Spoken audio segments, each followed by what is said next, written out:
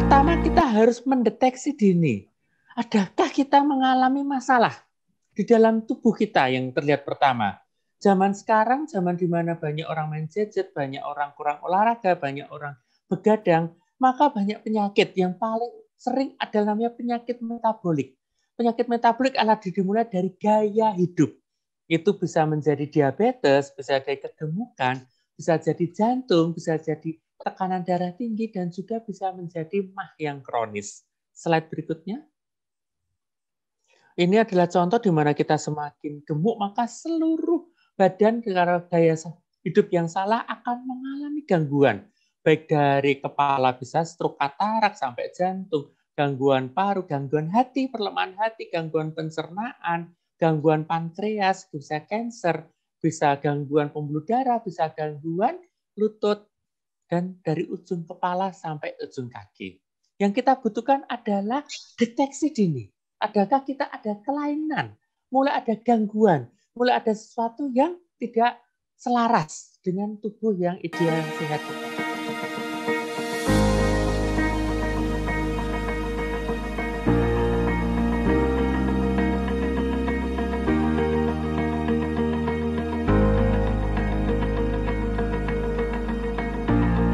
Dan deteksi dini untuk gangguan pencernaan, adakah rasa tidak nyaman di perut, ada nyeri, sebah, mual, penuh, sering sendawa, sering sesak napas, apakah ada kelainan buang air besar, sembelit, diare, buang air besar darahnya, ada darahnya warna hitam atau merah, ada wasir, apakah ada warna kuning di mata, di kencing, di badan, kulit, kelemahan, penurunan berat badan, apakah ada tanda saat general check up, sering kan kita jelaskan tahu-tahu menemukan, loh kok laboratoriumnya merah semua, ada bintangnya, ada kelainan di GOT, GPT, gula, kreatinin, kolesterol, LDL, trigliserid, dan segala rekam jantung, USG.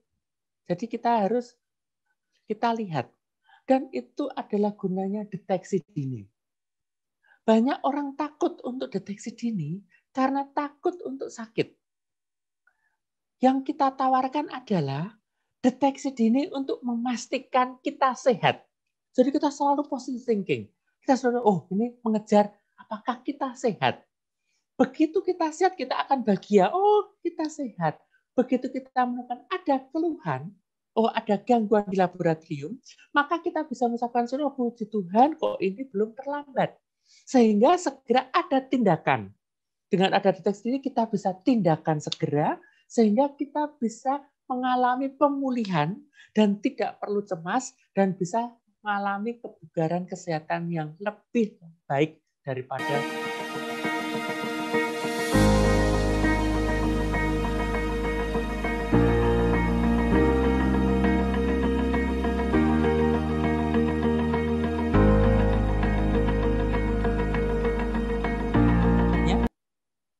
ini adalah contoh di mana banyak orang mengalami gangguan pencernaan. Yang ini adalah contoh gambar lambung dan kerongkongan. Banyak orang gangguan pencernaan bisa karena ada luka di lambungnya sehingga perih, bisa nyeri, bisa merasa sebah. Tetapi ada gangguan pencernaan sehingga dia merasa sebah terus atau sendawa terus. Itu bisa dimungkinkan karena gaya hidup yang salah. Ini adalah gaya hidup di mana harusnya asam lambung, makanan, dan juga gas ataupun minuman harusnya turun ke bawah seperti gambar di sebelah kiri.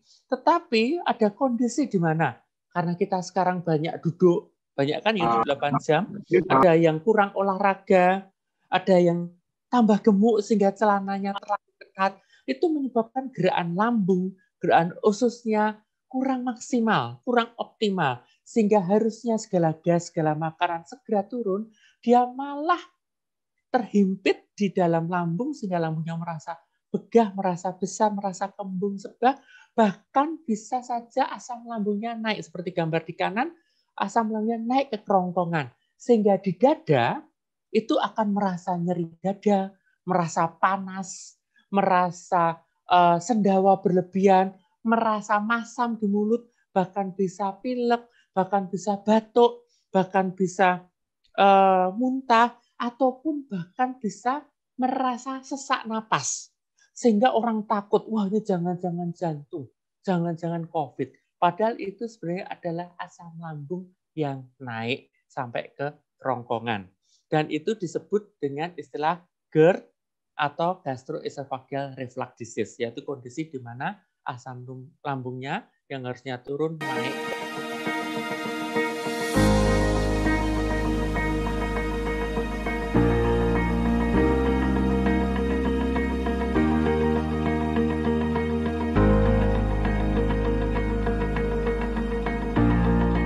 Ini adalah contoh di mana lambung sebelah kiri ada luka. Nah, luka itu bisa kecil, bisa besar. Sehingga akan ada pengobatan yang berbeda. Banyak orang yang punya MAH lama, diobati seminggu, 2 minggu membaik, berhenti, dan kumat lagi, bisa karena lukanya sebenarnya besar. Sehingga begitu diobati mulai membaik, berhenti, maka kambuh lagi. Ataupun bisa saja di dalam lambungnya ada namanya bakteri Helicobacter pylori. Itu adalah bakteri spesifik yang ada di lambung yang dia berperan untuk membuat peradangan di dalam lambung. Bahkan bila peradangan itu tidak terselesaikan bisa menjadi luka yang besar, bisa menjadi kanker. Sehingga yang kita butuhkan adalah melakukan deteksi. Bila ada yang MAH lama, tidak sembuh-sembuh, maka harus dilakukan deteksi dini dengan menggunakan alat endoskopi di gambar sebelah kanan terlihat ini adalah alat endoskopi.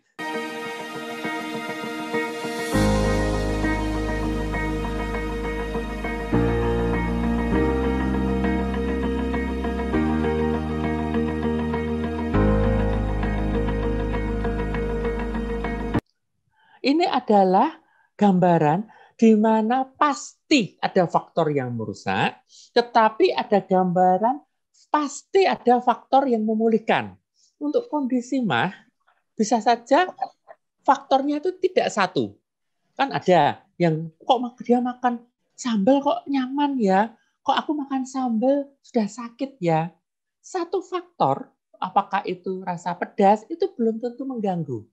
Tetapi bila beberapa faktor perusak itu berjalan bersama-sama, kalau dalam kondisi ini adalah kondisi MAH atau GERD, makan pedas sekali, secara eksesif makan masam, terlalu banyak vitamin C, terlalu banyak segala sesuatu yang terlalu instan, terlalu sering minum penghilang nyeri, ataupun mau minum obat pengencer darah, ataupun kegemukan, ataupun kurang gerak, kurang olahraga sehingga gerakan khususnya kurang bagus, ataupun ada problem psikologis yang cemas, itu akan satu faktor mungkin tidak apa-apa, tetapi 1 tambah 3 faktor, 4, 5, 6 faktor, maka yang terjadi adalah timbullah kelainan pencernaan. Dan apa yang harus kita lakukan? Deteksi dini. Apakah faktor risiko yang menyebabkan terjadi gangguan pencernaan MAH ataupun GERD? Dan setelah itu kita lakukan terapi tidak cukup, harus perubahan lifestyle.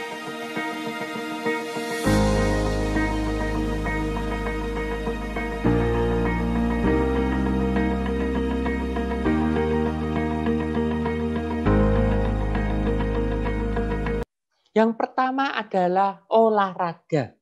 Kita lakukan olahraga bertahap. Sehingga apa? Kita bisa bugar. Banyak orang tidak mau olahraga karena sudah capek kerja, kan memang capek ya kerja. Dan itu, kerja bukan olahraga. Olahraga adalah kondisi di mana meluangkan waktu minimal setengah jam. Setiap hari lebih bagus, karena sehingga bugar tiap hari. Dan harus ada kondisi di mana nanti akan menyebabkan detak jantungnya bertambah dimulai dari 50% dari maksimal detak jantungnya, sehingga nanti kondisi tubuh ada peningkatan kemampuan, baik itu membakar lemak, meningkatkan metabolisme, sehingga ada perubahan. Perubahannya yang satu adalah tambah lentur, yang kedua ada penambahan stamina, yang ketiga ada penyesuaian berat badan yang ideal, yang keempat ada penambahan massa otot, bukan gemuk ya saudara ya, jangan ada yang langsing pingin kurus, ada pingin gemuk, itu salah. Yang berat badan ideal adalah penambahan massa otot. dengan beban dan macam-macam. Dan juga bagi yang sudah umur harus ada penambahan kepadatan tulang sehingga tidak gampang keropos. Sehingga yang kita lakukan adalah kita lakukan olahraga yang rutin tiap setengah jam dan setiap saat ditambah, setiap saat ditambah, setiap saat diperlama, setiap saat ditambah bebannya, setiap saat ditambah kelenturannya. Sehingga khusus untuk pencernaan, untuk GERD dan juga untuk MAH yang disarankan adalah pertama jogging. Karena saat itu maka gerakan ususnya bagus sehingga gas makanan segera turun tidak numpuk di atas. Yang kedua pada pasien GERD karena asam lambung naik ke atas karena ada katup yang di daerah kerongkongan lambung sering terbuka, maka yang disarankan adalah berenang. Sehingga saat ambil napas dalam maka katupnya akan menutup. Ataupun bila kondisi COVID ini tidak dimudahkan untuk berenang, maka yang dilakukan adalah ambil napas dalam dan buang. Sehingga itu akan membantu. Dan juga bila memang ada kegemukan di daerah perut, yang dilakukan adalah karena rutin olahraga yang benar, berat badannya mengecil, maka tekanan di perutnya mengecil, sehingga tidak mendesak lambung, sehingga tidak membuat lambung tertekan, sehingga asam lambung tidak naik. Jadi yang gaya hidup yang kita sarankan sampai disukai adalah untuk diet makanan, kita lakukan kondisi. Bila ada gangguan pencernaan, ya kita hindari pedas, masam, alkohol, rokok. Kita hindari dulu yang memang spicy sekali atau penghilang nyeri. Tetapi berapa lama?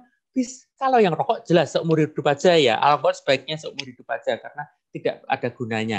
Tetapi untuk pedas nanti setelah dilakukan tindakan, dievaluasi, oh memang lukanya ada bakteri, bakteri hilangkan.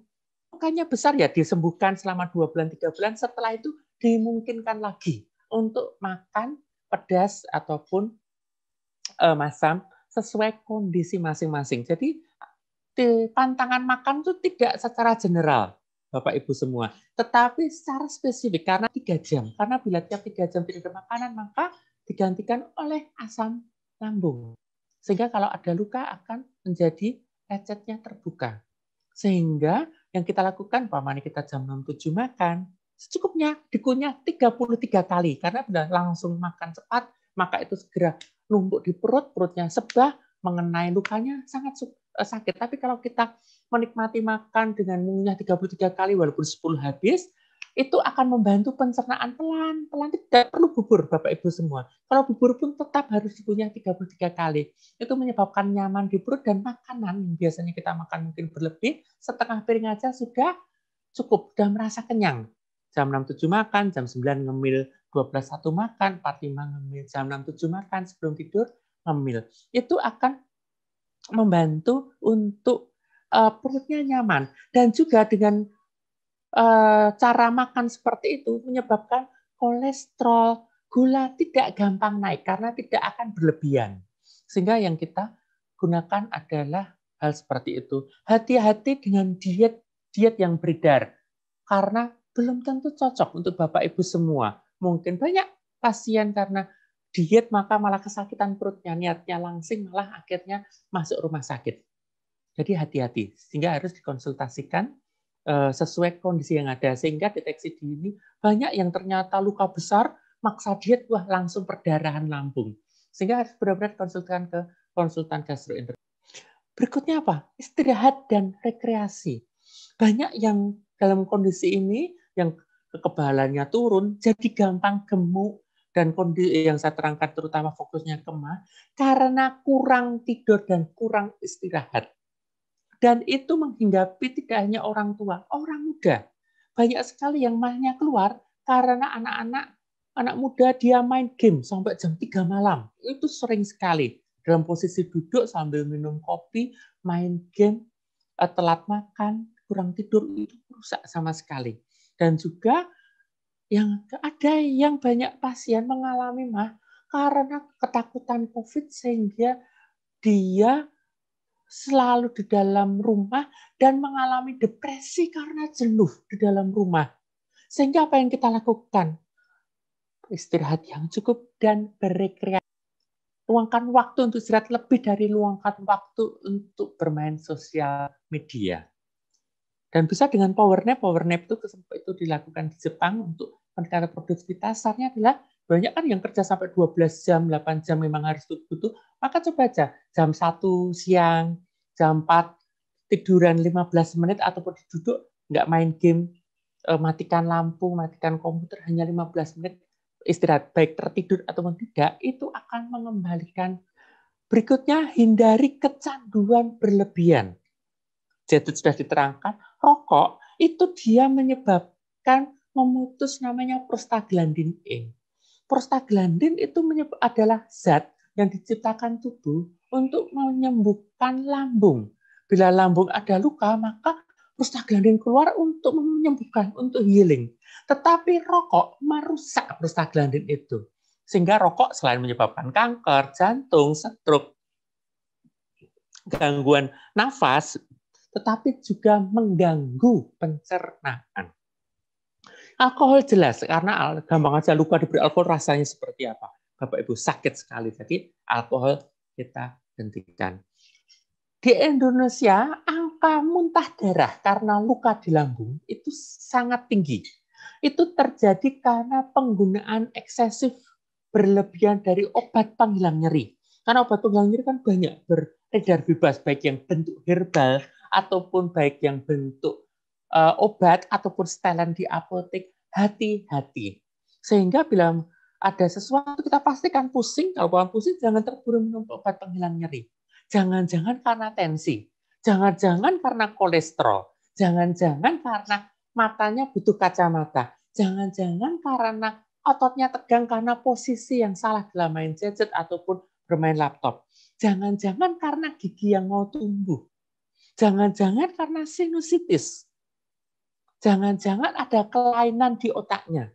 Sehingga yang dilakukan bukan segera minum obat penghilang nyeri, tetapi deteksi dini, seperti yang diterangkan tadi. Sehingga dari deteksi dini kita akan bisa menemukan apa ya yang menyebabkan. Sehingga kalau penyebabnya gigi, langsung ke dokter gigi, kita lihat, oh ada gangguan gigi, selesai. Sehingga itu akan menyembuhkan dengan segera, tidak menunda masalah. Tetapi ada kalanya memang butuh penghilang nyeri. Seperti mungkin ada Bapak Ibu yang sakit pinggang kronis karena tulang belakangnya patah ataupun osteoartritis, tulang lututnya ada ada tajinya sehingga nyeri terus, maka yang dilakukan adalah dicarikan obat penghilang nyeri oleh dokternya untuk yang aman untuk lambung dan juga dilakukan tindakan selain obat penghilang nyeri.